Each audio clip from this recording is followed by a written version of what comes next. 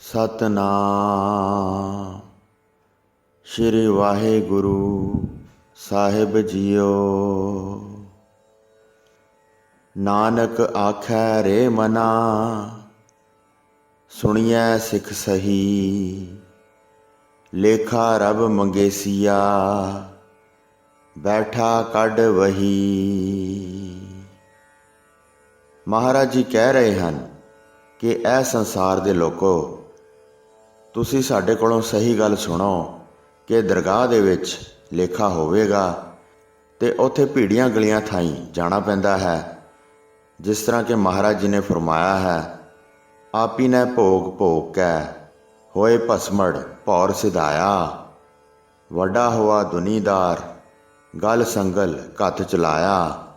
ਅੱਗੇ ਕਰਨੀ ਕੀਰਤ ਵਾਚੀਐ ਬਹਿ ਲੇਖਾ ਕਰ ਸਮਝਾਇਆ। ਥਾਉ ਨਾ ਹੋਵੀ ਪੌਦਈ ਹੁਣ ਸੁਣੀਐ ਕਿਆ ਰਵਾਇਆ। ਮਨ ਅੰਧੈ ਜਨਮ ਗਵਾਇਆ। ਸਾਧ ਸੰਗਤ ਜੀ, ਗੁਰੂ ਮਹਾਰਾਜ ਜੀ ਸਾਨੂੰ ਕੋਈ ਡਰਾਉਣ ਵਾਸਤੇ ਨਹੀਂ ਕਹਿੰਦੇ। ਜੋ ਅੱਖਾਂ ਦੇ ਨਾਲ ਵੇਖਿਆ ਹੈ ਉਹ ਆਪ ਫਰਮਾਉਂਦੇ ਹਨ।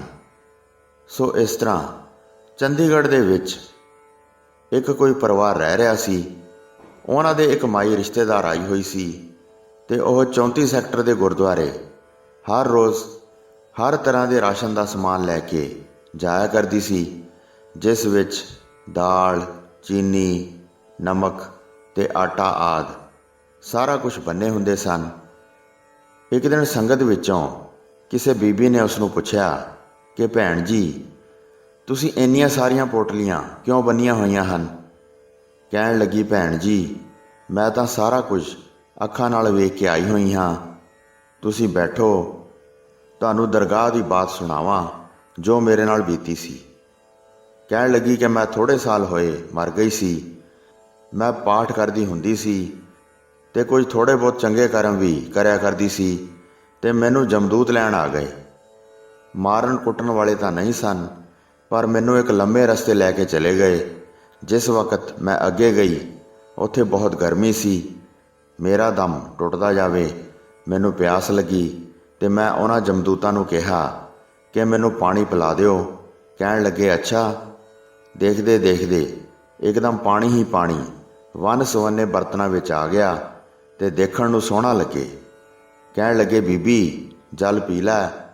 ਜਿਸ ਵਕਤ ਮੈਂ ਪੀਣ ਲੱਗੀ, ਜਿਹੜੇ ਬਰਤਨ ਨੂੰ ਮੈਂ ਹੱਥ ਲਾਇਆ ਕਰਾਂ ਉਹਦਾ ਪਾਣੀ ਸੁੱਕ ਜਾਇਆ ਕਰੇ, ਫਿਰ ਬਰਤਨ 'ਚ ਪਾਣੀ ਪਾਵਾਂ ਉਸ ਵੇਲੇ ਪਾਣੀ ਸੁੱਕ ਜਾਇਆ ਕਰੇ। ਜਿਹੜੇ ਬਰਤਨ ਨੂੰ ਹੱਥ ਲਾਵਾਂ ਉਸ ਦਾ ਪਾਣੀ ਸੁੱਕ ਜਾਂਦਾ ਸੀ ਅਤੇ ਅਖੀਰ ਸਾਰੇ ਬਰਤਨਾਂ ਦਾ ਪਾਣੀ ਸੁੱਕ ਗਿਆ। ਅਤੇ ਮੈਂ ਉਹਨਾਂ ਨੂੰ ਪੁੱਛਿਆ, ਭਾਈ ਇਹ ਤਾਂ ਪਾਣੀ ਸੁੱਕ ਜਾਂਦਾ ਹੈ ਅਤੇ ਇਹ ਕਿਉਂ ਸੁੱਕ ਰਿਹਾ ਹੈ? ਮੈਨੂੰ ਤਾਂ ਪਿਆਸ ਬਹੁਤ ਲੱਗੀ ਹੋਈ ਹੈ। ਕਹਿਣ ਲੱਗੇ, ਬੀਬੀ ਇੱਥੇ ਇਸ ਤਰ੍ਹਾਂ ਨਹੀਂ ਹੋਇਆ ਕਰਦਾ ਕਿ ਐਵੇਂ ਮਿਲ ਜਾਵੇ। ਜਿਹੜਾ ਕੁਝ ਮਾਤ-ਲੋਕ ਵਿੱਚ ਬੀਜਿਆ ਹੁੰਦਾ ਹੈ ਸਿਰਫ ਉਹੀ ਇੱਥੇ ਮਿਲਦਾ ਹੈ। ਤੂੰ ਕਿਸੇ ਥਾਂ 'ਤੇ ਜਲ ਦਾ ਪੋਲ ਲਵਾਇਆ ਹੋਵੇ, ਕਿਸੇ ਥਾਂ 'ਤੇ ਜਿੱਥੇ ਰੋਹੀ ਹੋਵੇ ਉੱਥੇ ਨਲਕਾ ਲਵਾਇਆ ਹੋਵੇ ਤਾਂ ਇੱਥੇ ਵੀ ਮਿਲ ਜਾਇਆ ਕਰਦਾ ਹੈ। ਹੁਣ ਤਾਂ ਸਾਧ ਸੰਗਤ ਜੀ, ਕਲਯੁਗ ਦਾ ਪ੍ਰਭਾਵ ਬਹੁਤ ਹੈ। ਕਿਸੇ ਥਾਂ 'ਤੇ ਨਲਕਾ ਲੱਗਿਆ ਹੋਵੇ, ਹੱਥੀਂ ਹੀ ਖੋਲ੍ਹ ਕੇ ਲੈ ਜਾਂਦੇ ਨੇ। ਕਿਸੇ ਥਾਂ 'ਤੇ ਪਾਣੀ ਪੀਣ ਵਾਸਤੇ ਘੜੇ ਰੱਖੇ ਹੋਏ ਹੋਣ ਅਤੇ ਘੜੇ ਹੀ ਭੰਨ ਜਾਂਦੇ ਹਨ। ਛਾਂ ਵਾਸਤੇ ਕਿਸੇ ਨੇ ਦਰਖਤ ਲਵਾਏ ਹੋਣ, ਦਰਖਤ ਹੀ ਪੁੱਟ ਦਿੰਦੇ ਹਨ। ਸੋ ਇਸ ਤਰ੍ਹਾਂ ਉਹ ਬੀਬੀ ਦੱਸ ਰਹੀ ਸੀ। ਕਹਿਣ ਲੱਗੀ ਕਿ ਮੈਂ ਪਿਆਸੀ ਰਹੀ ਅਤੇ ਫਿਰ ਮੈਨੂੰ ਭੁੱਖ ਲੱਗੀ ਅਤੇ ਮੈਂ ਜਮਦੂਤਾਂ ਨੂੰ ਕਿਹਾ ਕਿ ਭਾਈ ਮੈਨੂੰ ਪ੍ਰਸ਼ਾਦਾ ਦਾ ਛਕਾਓ, ਮੈਨੂੰ ਬਹੁਤ ਭੁੱਖ ਲੱਗੀ ਹੈ। ਇੱਕਦਮ ਪ੍ਰਸ਼ਾਦੇ ਦੇ ਥਾਲ ਹੀ ਥਾਲ ਆ ਗਏ। ਜਿਹੜੇ ਥਾਲ ਨੂੰ ਹੱਥ ਲਾਵਾਂ ਅਤੇ ਹੱਥ ਲੱਗਣ ਤੋਂ ਪਹਿਲਾਂ ਹੀ ਉੱਡ ਜਾਇਆ ਕਰੇ ਅਤੇ ਮੈਂ ਭੁੱਖੀ ਹੀ ਰਹੀ ਅਤੇ ਰੋਂਦੀ ਕੁਰਲਾਉਂਦੀ ਦੁਖੀ ਹੁੰਦੀ ਧਰਮਰਾਜ ਦੀ ਕਚਹਿਰੀ ਵਿੱਚ ਚਲੀ ਗਈ ਅਤੇ ਧਰਮਰਾਜ ਉਹਨਾਂ ਜਮਦੂਤਾਂ ਨੂੰ ਕਹਿਣ ਲੱਗਿਆ ਕਿ ਤੁਸੀਂ ਬੜੀ ਭਾਰੀ ਭੁੱਲ ਕੀਤੀ ਹੈ। ਜਿੱਥੇ ਇਹ ਬੀਬੀ ਰਹਿੰਦੀ ਹੈ ਇਸੇ ਦੇ ਨਾਮ ਦੀ, ਇਸ ਦੇ ਘਰ ਦੇ ਪਿਛਲੇ ਪਾਸੇ ਰਹਿੰਦੀ ਹੈ, ਉਸ ਨੂੰ ਲੈ ਕੇ ਆਉਣਾ ਸੀ। ਦੂਤਾਂ ਨੂੰ ਤਾੜ ਕੇ ਕਹਿਣ ਲੱਗਿਆ, ਜਲਦੀ ਇਸ ਨੂੰ ਵਾਪਸ ਲੈ ਕੇ ਜਾਓ, ਕਿਤੇ ਇਸ ਦੇ ਘਰ ਵਾਲੇ ਇਸ ਦਾ ਪਿੰਜਰ ਨਾ ਸਾੜ ਦੇਣ, ਭਾਵ ਇਸ ਦੇ ਸਥੂਲ ਸਰੀਰ ਦਾ ਸੰਸਕਾਰ ਨਾ ਕਰ ਦੇਣ। ਉਹ ਫਟਾਫਟ ਲੈ ਆਏ ਅਤੇ ਮੈਨੂੰ ਨੁਹਾ ਧੁਆ ਕੇ ਅਰਥੀ 'ਤੇ ਪਾਇਆ ਹੋਇਆ ਸੀ ਤੇ ਲਿਜਾਣ ਦੀ ਤਿਆਰੀ ਸੀ, ਤੇ ਅਚਾਨਕ ਮੇਰਾ ਪੈਰ ਹਿੱਲ ਗਿਆ, ਕਿਉਂਕਿ ਜਦੋਂ ਜਾਨ ਪੈਂਦੀ ਹੈ ਤਾਂ ਸਭ ਤੋਂ ਪਹਿਲਾਂ ਪੈਰ ਦਾ ਅੰਗੂਠਾ ਹਿੱਲਿਆ ਕਰਦਾ ਹੈ। ਜਿਹੜੇ ਸਿਆਣੇ ਲੋਕ ਬੈਠੇ ਸੀ ਉਹਨਾਂ ਨੇ ਇੱਕਦਮ ਦੇਖਿਆ, ਕਹਿੰਦੇ ਪੈਰ ਹਿੱਲਿਆ, ਇਹ ਜਿਉਂਦੀ ਹੋ ਗਈ। ਤੇ ਥੋੜ੍ਹੀ ਦੇਰ ਬਾਅਦ ਦੂਜਾ ਪੈਰ ਵੀ ਹਿੱਲ ਗਿਆ ਤੇ ਉਹਨਾਂ ਨੇ ਮੇਰਾ ਕਫਨ ਲਾ ਦਿੱਤਾ ਤੇ ਦੇਖਿਆ ਕਿ ਸਾਹ ਵੀ ਚੱਲਣਾ ਸ਼ੁਰੂ ਹੋ ਗਿਆ। ਅੱਖਾਂ ਖੁੱਲ੍ਹ ਗਈਆਂ ਤੇ ਵਾਹਿਗੁਰੂ ਵਾਹਿਗੁਰੂ ਕਰਦੀ ਹੋਈ ਮੈਂ ਬੈਠ ਗਈ। ਸਾਰੇ ਘਰ ਵਾਲੇ ਕਹਿਣ ਲੱਗੇ, ਲੋ ਬਈ ਜਿਉਂਦੀ ਹੋ ਗਈ। ਮੈਂ ਕਿਹਾ, ਮੈਂ ਤਾਂ ਜਿਉਂਦੀ ਹੋ ਗਈ, ਪਰ ਆਪਣੀ ਪਿਛਲੀ ਪੜੋਸਣ ਮਰ ਗਈ ਹੈ। ਮੇਰੇ ਕਹਿਣ ਦੀ ਦੇਰ ਸੀ, ਉਸੇ ਵੇਲੇ ਪਿਛਲੇ ਘਰ ਦੇ ਅੰਦਰ ਰੋਣਾ ਪਿੱਟਣਾ ਪੈ ਗਿਆ। ਜਦੋਂ ਪੁੱਛਿਆ, ਕਹਿਣ ਲੱਗੇ, ਹੁਣੇ ਚੰਗੀ ਭਲੀ ਸੀ, ਬੈਠੀ ਬੈਠੀ ਮਰ ਗਈ।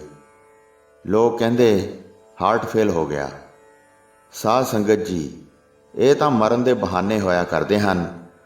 ਉਸ ਨੂੰ ਸ਼ਮਸ਼ਾਨ ਘਾਟ ਫੂਕਣ ਵਾਸਤੇ ਲੈ ਗਏ। ਕਹਿਣ ਲੱਗੀ, ਉਸ ਦਿਨ ਤੋਂ ਜਿੰਨਾ ਕੁਝ ਵੀ ਖਾਣ ਪੀਣ ਵਾਸਤੇ ਚਾਹੀਦਾ ਹੈ, ਪਹਿਨਣ ਵਾਸਤੇ ਚਾਹੀਦਾ ਹੈ, ਸਾਰਾ ਕੁਝ ਬੀਜਦੀ ਹਾਂ, ਤੇ ਰੋਜ਼ ਨਾ ਆ ਸਕਾਂ ਤਾਂ 5-7 ਦਿਨਾਂ ਬਾਅਦ ਇਕੱਠਾ ਲੈ ਕੇ ਆ ਜਾਂਦੀ ਹਾਂ।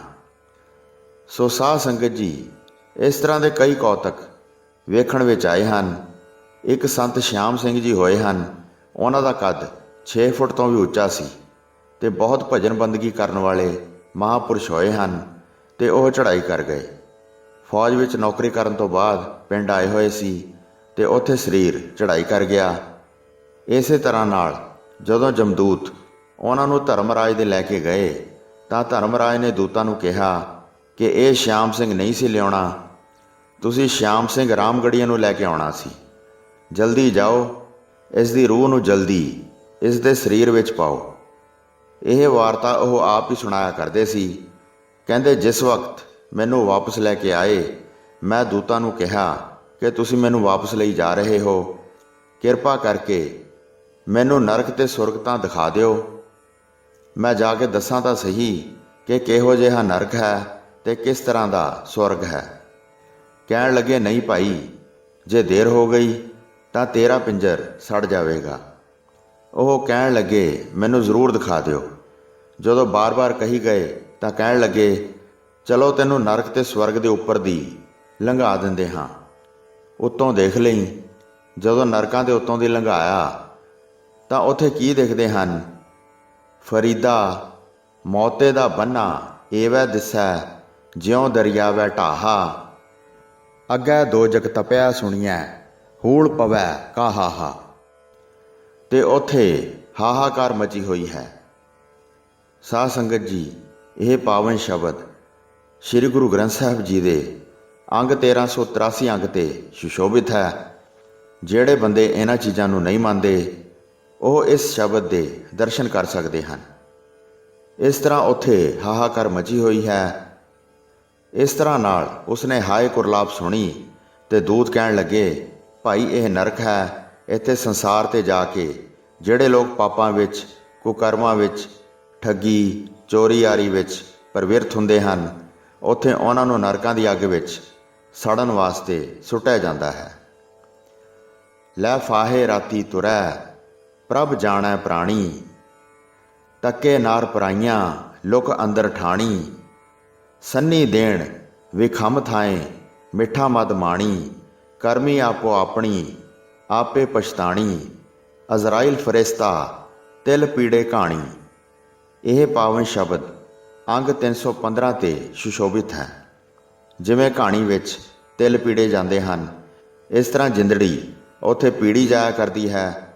ਕਹਿਣ ਲੱਗਿਆ, ਇਹ ਤਾਂ ਮੈਂ ਦੇਖ ਲਿਆ, ਹੁਣ ਸਵਰਗ ਵੀ ਦਿਖਾ ਦਿਓ। ਕਹਿਣ ਲੱਗੇ, ਇੰਨਾ ਸਮਾਂ ਨਹੀਂ ਹੈ। ਅਖੀਰ ਸੰਤ ਕਹਿਣ ਲੱਗੇ, ਜਦ ਮੈਂ ਬਾਰ-ਬਾਰ ਕਿਹਾ, ਉਹਨਾਂ ਨੇ ਮੈਨੂੰ ਉਹ ਵੀ ਵਿਖਾਲ ਦਿੱਤਾ। ਦੱਸਿਆ ਕਰਦੇ ਸੀ ਕਿ ਬਹੁਤ ਵਧੀਆ ਸੀ। ਜਦੋਂ ਪਹੁੰਚੇ ਤਾਂ ਇਹਦੀ ਚਿਤਾ ਨੂੰ ਅੱਗ ਲਾ ਦਿੱਤੀ ਤੇ ਦੂਤ ਕਹਿਣ ਲੱਗੇ, ਛੇਤੀ ਕਰੀਏ, ਇਹਦੇ ਪਿੰਜਰ ਨੂੰ ਤਾਂ ਅੱਗ ਲਾ ਦਿੱਤੀ। ਇੱਕਦਮ ਜਦੋਂ ਜਾਨ ਪਈ, ਇਹ ਤਕੜੇ ਸਨ, ਝਟਕਾ ਮਾਰ ਕੇ ਬੈਠ ਗਏ ਤੇ ਚਿਤਾ ਢਹਿ ਗਈ ਤੇ ਜਿਉਂਦੇ ਹੋ ਕੇ ਵਾਹਿਗੁਰੂ ਵਾਹਿਗੁਰੂ ਕਰਦੇ ਬਾਹਰ ਆ ਗਏ। ਪਰ ਅੱਗ ਲੱਗਣ ਕਰਕੇ ਲੱਤ ਨੂੰ ਸੇਕ ਲੱਗ ਗਿਆ ਉਹਨਾਂ ਦੀ ਇੱਕ ਲੱਤ ਸੜੀ ਹੋਈ ਸੀ। ਉਹ ਜਿਹੜਾ ਵੀ ਪੁੱਛਦਾ ਸੀ ਉਸ ਨੂੰ ਆਪਣੀ ਜਲੀ ਹੋਈ ਲੱਤ ਵਿਖਾਇਆ ਕਰਦੇ ਸੀ। ਜਦੋਂ ਉੱਠ ਕੇ ਬੈਠ ਗਏ ਤਾਂ ਸਾਰੇ ਘਰ ਵਾਲੇ ਪ੍ਰਸੰਨ ਹੋ ਗਏ ਕਿ ਚੰਗਾ ਹੋ ਗਿਆ, ਕਿ ਜਿਉਂਦਾ ਹੋ ਗਿਆ। ਕਹਿਣ ਲੱਗੇ, ਮੈਂ ਤਾਂ ਜਿਉਂਦਾ ਹੋ ਗਿਆ, ਪਰ ਸ਼ਾਮ ਸਿੰਘ ਰਾਮਗੜੀਆ ਕਿੱਥੇ ਹੈ? ਹੁਣ ਉਸ ਨੂੰ ਲੈ ਕੇ ਜਾਣਗੇ। ਉਹ ਕਹਿਣ ਲੱਗੇ, ਉਹ ਤਾਂ ਇੱਥੇ ਹੀ ਹੁਣੇ ਲੱਕੜੀਆਂ ਪਾੜ ਰਿਹਾ ਸੀ। ਉਹਨਾਂ ਵਿੱਚੋਂ ਹੀ ਇੱਕ ਨੌਜਵਾਨ ਕਹਿਣ ਲੱਗਿਆ ਕਿ ਉਹ ਵੇਖੋ, ਕਿੱਕਰ 'ਤੇ ਚੜ੍ਹ ਕੇ ਇੱਕ ਟਾਹਣਾ ਵੱਢਣ ਲੱਗਿਆ। ਜਦ ਜ਼ੋਰ ਦੀ ਕੁਹਾੜਾ ਮਾਰਿਆ, ਉਹ ਟਾਹਣੇ ਨੂੰ ਤਾਂ ਨਾ ਲੱਗਿਆ, ਆਪ ਝੂਟਾ ਖਾ ਕੇ ਗਰਦਨ ਪਰਨੇ ਹੇਠ ਡਿੱਗ ਪਿਆ। ਸੰਤ ਕਹਿਣ ਲੱਗੇ, ਮੈਨੂੰ ਛੱਡ ਗਏ ਤੇ ਹੁਣ ਉਹਦੀ ਵਾਰੀ ਹੈ। ਦੇਖਿਆ ਤਾਂ ਸ਼ਾਮ ਸਿੰਘ ਰਾਮਗੜੀਆ ਚੜ੍ਹਾਈ ਕਰ ਗਿਆ। ਮੈਂ ਸਾਰਾ ਕੁਝ ਉੱਥੇ ਅੱਖਾਂ ਨਾਲ ਵੇਖ ਕੇ ਆਇਆ ਹਾਂ। ਸਾਰੇ ਘਰਦਿਆਂ ਨੂੰ ਬੁਲਾ ਕੇ ਕਹਿਣ ਲੱਗੇ, ਦੇਖੋ ਬਈ, ਤੁਹਾਡੇ ਵਾਸਤੇ ਤਾਂ ਮੈਂ ਮਰ ਗਿਆ ਸੀ ਨਾ। ਕਹਿੰਦੇ, ਇਹ ਗੱਲਾਂ ਨਾ ਕਰੋ, ਹੁਣ ਤੁਸੀਂ ਜਿਉਂਦੇ ਹੋ ਗਏ। ਕਹਿਣ ਲੱਗੇ, ਮੈਨੂੰ ਤੁਸੀਂ ਇਸੇ ਤਰ੍ਹਾਂ ਸਮਝ ਲਓ ਕਿ ਮੈਂ ਚਿਖਾ ਵਿੱਚ ਸੜ ਗਿਆ ਸੀ। ਇਹ ਤਾਂ ਮੈਨੂੰ ਪਰਮੇਸ਼ਰ ਨੇ ਜੀਵਨ ਦਿੱਤਾ ਹੈ ਤੇ ਮੈਂ ਤਾਂ ਹੁਣ ਉਹ ਕੰਮ ਕਰਨੇ ਹਨ ਜਿਸ ਨੂੰ ਕਰਕੇ ਮੈਨੂੰ ਇਹ ਨਰਕਾਂ ਨਾਲ ਫੇਰ ਵਾਹ ਨਾ ਪਵੇ। ਸਾਧ ਸੰਗਤ ਜੀ ਉਹ ਘਰ ਨਹੀਂ ਗਏ ਤੇ ਉੱਥੇ ਹੀ ਸਭ ਨੂੰ ਫਤਿਹ ਬੁਲਾ ਕੇ ਮਹਾਂਪੁਰਸ਼ਾਂ ਪਾਸ ਰਾੜਾ ਸਾਹਿਬ ਆਪਣੇ ਖੇਤਾਂ ਵਿੱਚ ਕੁਟੀਆਂ ਪਾ ਕੇ ਬਹੁਤ ਬੰਦਗੀ ਕਰਨ ਲੱਗੇ। ਉਹ ਇਹ ਆਪਣੀ ਹੱਡ ਬੀਤੀ ਸਭ ਨੂੰ ਸਾਰੀ ਜ਼ਿੰਦਗੀ ਸੁਣਾਇਆ ਕਰਦੇ ਸੀ। ਇਸੇ ਤਰ੍ਹਾਂ ਜਿਹੜੇ ਮਨਮੁਖ ਹੁੰਦੇ ਹਨ ਉਹ ਫੇਰ ਵੀ ਮੰਨਿਆ ਨਹੀਂ ਕਰਦੇ ਤੇ ਇਸ ਤਰ੍ਹਾਂ ਕਹਿ ਕੇ ਖਹਿੜਾ ਛੁਡਾ ਲੈਂਦੇ ਹਨ ਕਿ ਇਹ ਜਗ ਮਿੱਠਾ, ਅਗਲਾ ਕਿਨ ਡਿੱਠਾ। ਇਹ ਗੱਲ ਨਹੀਂ ਕਿ ਡਿੱਠਾ ਨਹੀਂ ਹੈ, ਇਹ ਗੁਰੂ ਮਹਾਰਾਜ ਜੀ ਨੇ ਡਿੱਠਾ ਹੈ। ਇਸ ਨੂੰ ਟਾਵੇਂ ਟਾਵੇਂ ਪ੍ਰੇਮੀਆਂ ਨੇ ਵੀ ਡਿੱਠਾ ਹੈ। ਹੋਈਆਂ ਭੁੱਲਾਂ ਚੁੱਕਾਂ ਦੀ ਖਿਮਾ ਬਖਸ਼ਣੀ ਜੀ। ਦਾਸ ਨੂੰ ਆਗਿਆ ਦਿਓ। ਵਾਹਿਗੁਰੂ ਜੀ ਕਾ ਖਾਲਸਾ, ਵਾਹਿਗੁਰੂ ਜੀ ਕੀ ਫਤਿਹ।